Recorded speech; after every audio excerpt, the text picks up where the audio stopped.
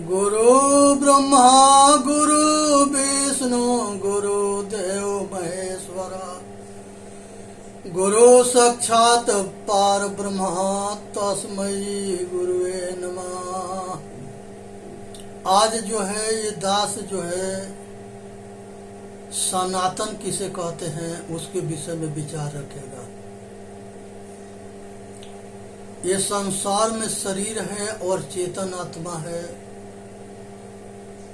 जब ये शरीर धारण करता है तो ये सगुण ब्रह्म के नाम से जाना जाता है, सब गुण संपन्न होता है और इसके मन जो है प्रकट होता है। मन को काल निरंजन कहते हैं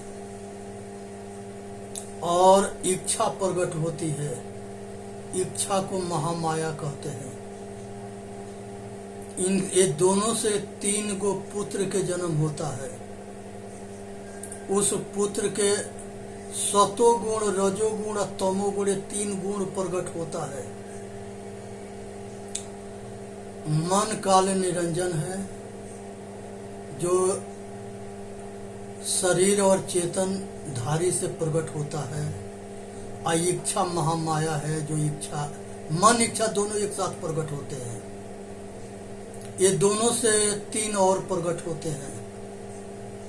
ये ऋग वेद के ऋषि कहते हैं कि सतोगुण रजोगुण और तमोगुण ये 3 गुण होता है। उकार विष्णु को कहा गया है, आकार ब्रह्मा को कहा गया है, मकार शिव को कहा गया है। सतोगुण उकार विष्णु है जो पालन करता है। रजोगुण आकार है जो ब्रह्मा है जो सृष्टि करते हैं और सतोगुण उकार है जो विष्णु है जो पालन करते हैं। तमोगुण शंकर है, ये मकार है, ये शिव जो संहार करते हैं। संसार के अंदर जो है पालन करना और सृष्टि करना संहार करना, इसको त्रिगुणात्मक जगत कहते हैं। ये तीनों गुण में पूरी संसार के सब जीव हैं। कुछ सतोगुणी है, कुछ रजोगुणी है, कुछ तमोगुणी है। और जब रज बीज से सृष्टि नर नारी करता है तो वो सृष्टिकर्ता होता है। और जब बाल बच्चों के पालन पोषण पढ़ाना लिखाना कामयाब करने के जब जिम्मेवारी आती है तो नर नारी अपने बाल बच्चों के पालन पोषण और शिक्षा दीक्षा संपन्न करते हैं। तो ये गुण के नाम विष्णु है। और रज बीज से संसार के सृष्टि करते हैं, रजोगुण है, पालन करते हैं, तो ये जो है सतोगुण है। जब तमोगुणी होते हैं तो उसके अपने आप संहार हो जाता है, नाश हो जाना, विनाश हो जाना। तमोगुण से विनाश होता है। अब जो है ऋषि कहते हैं कि धन के नाम लक्ष्मी है, बल के नाम शक्ति दुर्गा है और विद्या के नाम सरस्वती है। फिर 3 शक्ति और प्रकट होता है मन के और इच्छा के शरीर के अंदर। 3 गुण पैदा हुए शरीर के अंदर। अब ये 3 जो है और शक्ति प्रकट होती है शरीर के अंदर। जो अब इसमें जो है धन जो है पालन पोषण जो करता है विष्णु पद, तो उसमें धन की जरूरत होती है, तो इसको विष्णु से जोड़ दिया गया है। और सृष्टि करने के लिए बुद्धि की जरूरत पड़ती है, विद्या की जरूरत होती है, तो इसे ब्रह्मा से जोड़ दिया गया है, सृष्टिकर्ता ब्रह्मा से। और संहार करने के लिए शक्ति की जरूरत होता है, तो ये दुर्गा के जो है शिव से जोड़ दिया गया है। और ये छो जो है कोई रूप इसका ना है, जेंगा क से कौआ, ख से करा, ग से गधा, घ से घोड़ा, तब तक ले गीत बच्चे गाते हैं जब तक ले अक्षर के बोध ना होता है। हमारे वेद के ऋषियों ने ये आठों के समझाने के लिए रूपांतर किया, और दुनिया रूप के पकड़ लिया, आ ये गुण को ना पकड़ा। ये मनुष्य के दुर्भाग्य है। रूप में बह गया, आ गुण को ना समझा, न सतोगुण, न रजोगुण, न तमोगुण, न धन के, न बल के, न विद्या के, ये सबको ना समझा। इसके रूपांतर में एक चित्र बना दिया गया, वो चित्र के पकड़ करके और उसी में भटक गया। अब इसके बाद से जो है ये मोह जो है आसुरी संपदा के राजा है, जो माया के पति है। संसार के मोहे सबको बांधता है, परिवार में, रिश्तेदार में, समाज में, राजपाट में, धन में, बल में, विद्या में, ये मोहे बांधता है सब जगह। बहुत बड़ा आसक्ति है। जब अनेक तरह के कामना के मनुष्य आसक्त होता है, दीन दास बनता है, तो वो जो है कामना के कभी अंत ना होता है, ना कामना के कभी पूर्ति होती है। तो कामना के आसक्त हो करके बध करके दीन लाचार विवश मजबूर होना, ये दुखदाई है। उसके बाद वासना आता है। पंच विषय के वासना जन्म मरण के मूल कारण है। नारी के सारे सुख के वासना जो है मनुष्य के भटकने के मूल कारण है। धन बल विद्या जोरू जमीन, ये संसार के राजपाट, अनेक तरह के वासना के शिकार होना, मजबूर होना, दीन होना, लाचार होना और बंध जाना, आसक्त हो जाना, ये वासना बहुत बड़ी सेनापति है। कामना वासना, ये सब के जो है आसक्ति जो है हमारे बंधन के कारण है। उसके बाद राग आता है। जहाँ पर आसक्ति हो जाए, चाहे राज में, पाठ में, प्राणी में, पदार्थ में, नाम में, किसी चीज में आसक्ति हो जाना, ये राग है। ये राग बहुत बड़ा शक्ति है। ये संसार राग में फंसा हुआ है, मोह जाल में, माया जाल में, वासना जाल में, कामना जाल में। ये सब जाल के हमारे भटकाने के कारण है। उसके बाद द्वेष आता है। द्वेष जो है किसी के सुखी और विकास देख करके जलना, ये भयंकर जो है हमारे, ये भी बहुत बड़ी ताकत है। ये सब को ये भी भटकाता है, और सब रागी होकर के लाचार विवश मजबूर दीन बन करके अब भटकते हैं। उसके बाद तृष्णा आता है। तृष्णा जो है संसार के सारा सुख के भोग भोगने के भूख के नाम है, जो उस भूख कभी पूरा ना होता है। आज तक किसी के तृष्णा की भूख थी, इस संसार भोग और सुख से पूर्ति ना पड़ा।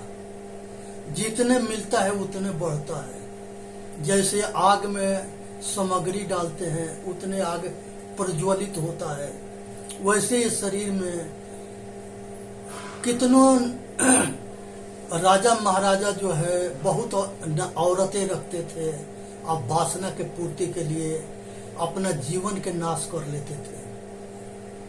इसलिए जो है ये जो है भोग के रोग कभी पूरा ना होता है ना खत्म होता है। इसलिए सावधान होनी है। संसार के अंदर जो है एक और शक्ति है जिसके नाम काम है। काम जो है ये बहुत बड़ा प्रबल शक्ति है। काम जो है सबके जो है कामना, ये जो है भोग रूपी कामना में भिखारी बनाता है, दरिद्र बनाता है, रात दिन दौड़ता है, इसको कभी पूर्ति ना होता है। जितने मिलेगा उतने बढ़ेगा। अगर भोग ना मिला तो क्रोध पैदा होता है, और जब क्रोध पैदा होगा तो ये अपना भी नाश करता है, दूसरे के नाश करता है। और कुछ भी ना मिलेगा तो जिसके क्रोध होता है उसके खून पी जाता है। इसलिए क्रोध से बचनी है। उसके बाद से मद होता है गरुड़। ये कहता है कि हमारे जैसे कोई है नहीं। ये अपना गरुड़ में इतने अंधे हो जाता है कि और मनुष्य के सम्मान करना भूल जाता है।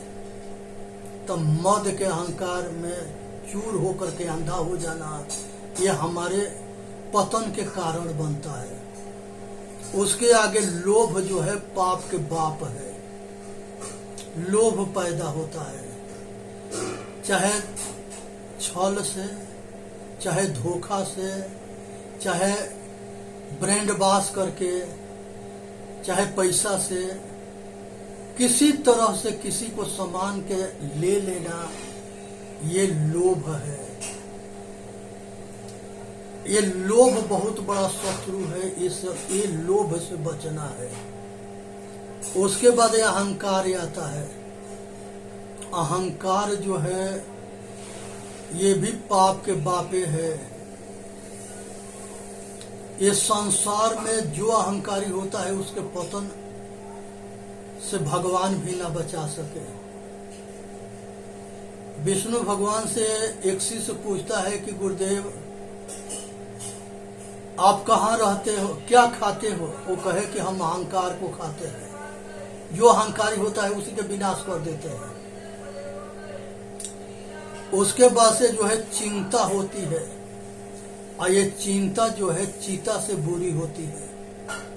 चीता तो एक बार जलाता है, लेकिन चिंता जो है जीते जी जलाती है, और उसको सुख और चैन छीन जाता है। वो चिंता के आग में बराबर जलता रहता है और उसके सुख शांति खो जाती है। एक ये आशा होता है। ये आशा जो है कहते हैं कि जहां आशा तहां बासा। ये आशा जो है मनुष्य के मरते समय में जैसा उसके कल्पना रूपी बासा होगा, आशा होगा, वहीं वो जन्म लेगा।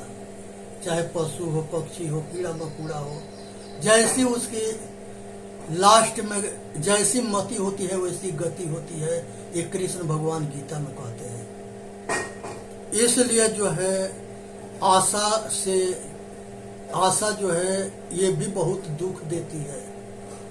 और संसार में सभी मनुष्य के ये सब से बचना चाहिए। जैसे काम के आग में पराशर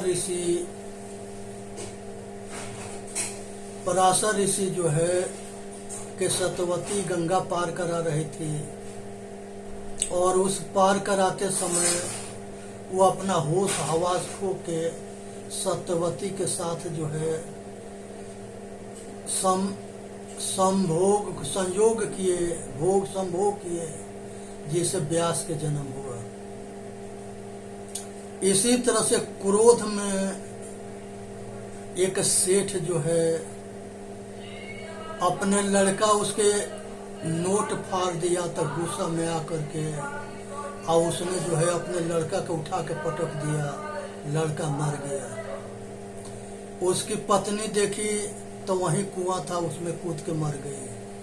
फिर लास्ट में सेठ भी जो है कूद के मर गया।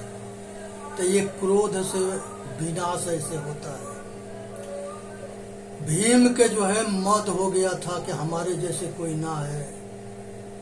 हनुमान जी जिस रास्ता से आ रहे थे वहीं बूढ़ा बंदर बन के बैठ गए।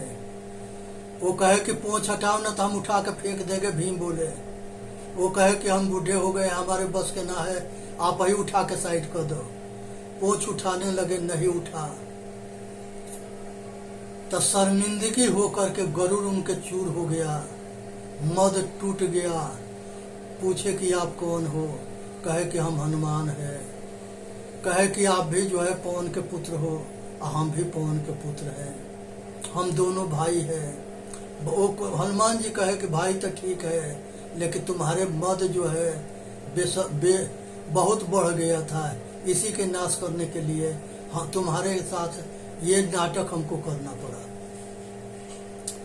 उसके बाद से जो है लोभ जो है, ये लोभ जो है, सीता के लोभ जो है रावण के पतन के कारण बना और रावण के विनाश हुआ, कुलवा समेत मारे गए।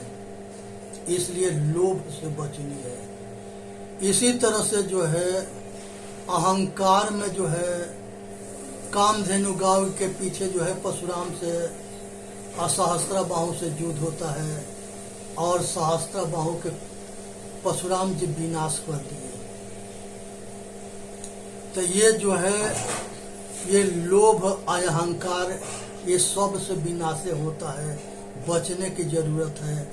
चिंता जो है, चिंता से चतुराई घटे, दुख से घटे शरीर, पाप से धन लक्ष्मी घटे, कही गए दास कबीर।